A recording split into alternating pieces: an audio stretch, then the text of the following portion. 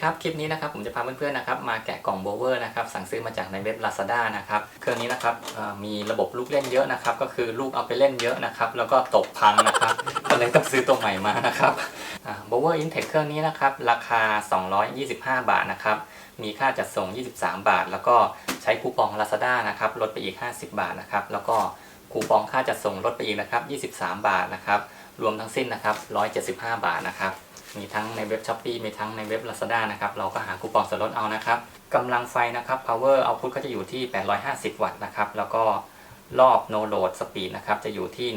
16,500 รอบนะครับกำลังไฟนะครับ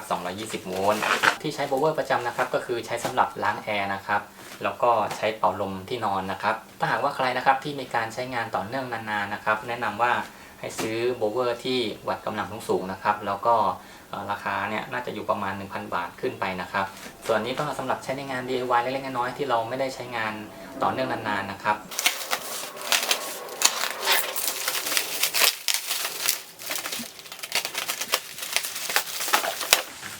ทางร้านแพ็คมาอย่างดีเลยนะครับมีกันกระแทกมาให้ด้วยนะครับกันกระแทกรอบกล่องเลยนะครับให้กันกระแทกมารอบเลยนะครับดีมากเลยครับเยี่ยมครับนี่เรามาดูข้างในกันเลยนะครับเป็นพลาสติกนะครับท่อดูดฝุ่นเป่าลมนะครับถุงเก็บฝุ่นนะครับตัวเครื่องมีแค่นี้เองนะครับโบเวอร์ครับสำหรับงานเบานะครับไม่ใช่งานหนักนะครับนี่น่าจะเป็นปุ่มกดค้างนะครับปุ่มล็อกกดค้างนะครับส่วนอันนี้นะครับก็จะเป็นที่ใส่แปรงถ่านนะครับเปลี่ยนแปรงถ่านนะครับเดี๋ยวเรามาลองทดสอบกันนะครับให้มาเกินหรือเปล่านะครับสายไฟสายไฟสั้นมากเลยนะครับสายไฟพวกนี้ให้มาสั้นมากเลยนะครับนี่นะครับอย่างเครื่องเก่าเนี่ยผมไป DIY มานะครับก็ใช้สายไฟนะครับมาต่อเป็นสายยาวนะครับเดี๋ยวเรามาดูสายไฟกันบ้างนะครับว่าจะมีความยาวเท่าไหร่นะครับสายไฟมีความยาวประมาณ1 เมตรนะครับนี่ก็เป็นท่อนะครับไม่หลุดนะครับโอเคครับใช้ได้ฝั่งนี้บ้างนะครับบิดนะครับอันนี้สำหรับดูดฝุ่นนะครับเราก็ใส่ตรงนี้นะครับข้างในก็จะมีกลไกไม่เยอะนะครับอย่างนี้ข้างในก็จะเป็นใบพัดแบบนี้นะครับนี่เดี๋ยวผมจะลองจะเห็นใบพัดสีขาวอยู่นะครับตรงนี้จะเป็นสวิตช์กดค้างนะครับสำหรับใครที่จะเป่าแอร์หรือว่าเป่าลมนานๆนะครับไม่ต้องกดไกค้างไว้นานนะครับ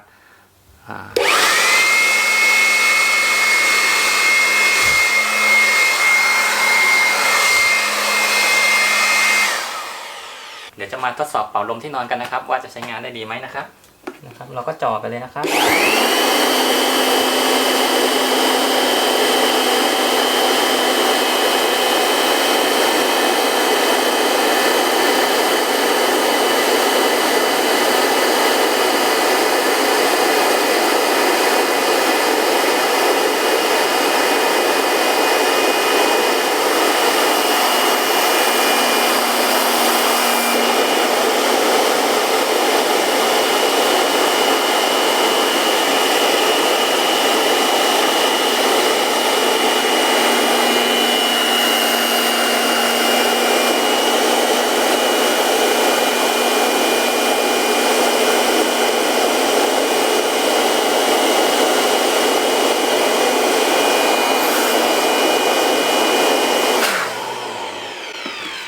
เราก็ปิดเลยครับปิดจุกนะครับนี่นะครับที่นอนเป่าลมนะครับ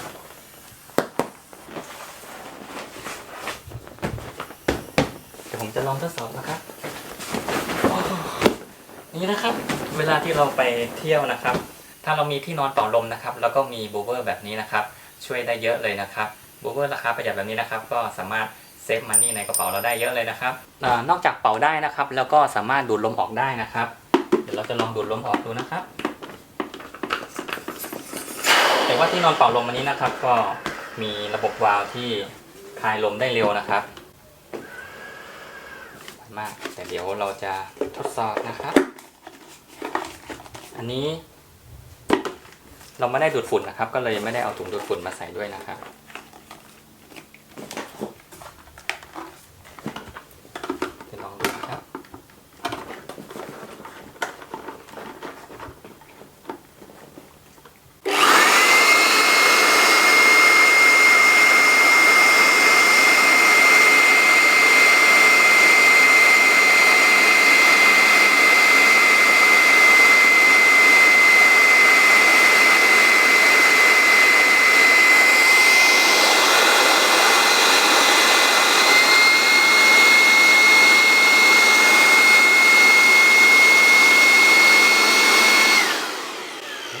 แป๊บเดียวนะครับ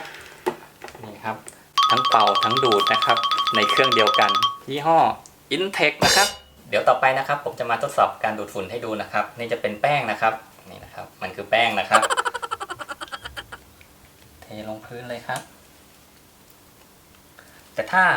เป็นฝุ่นที่มีขนาดชิ้นใหญ่เราต้องระวังนะครับเพราะว่ารูตรงนี้เขาจะค่อนข้างเล็กนะครับเหมาะสำหรับฝุ่นมากกว่านะครับอันดับแรกนะครับเราใส่ตัวนี้มาทางนี้นะครับแล้วก็อันนี้เป็นถุงเก็บฝุ่นนะครับปิดล็อกไป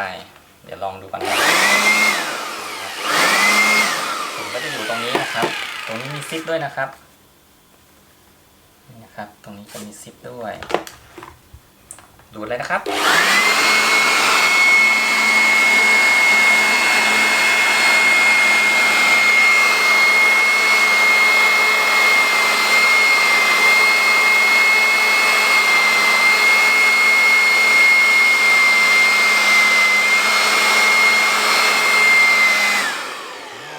ดูดได้นะครับเดี๋ยวเรามาดูแป้งกันนะครับไม่เห็นนะครับอยู่ในนี้หมดแล้วครับมันคือแป้งนะครับ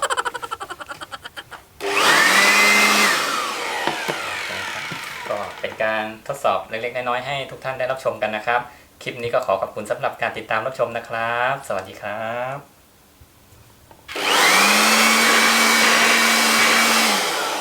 แต่ถ้าตอนเราเป่านะครับไม่ต้องใส่ตัวนี้ก็ได้นะครับถอดตัวนี้ออกเลยนะครับสมมติว่าเราจะเป่าลมที่นอนนะครับหรือว่าเป่าล้างแอร์นะครับเราก็ใช้งานได้เลยนะครับ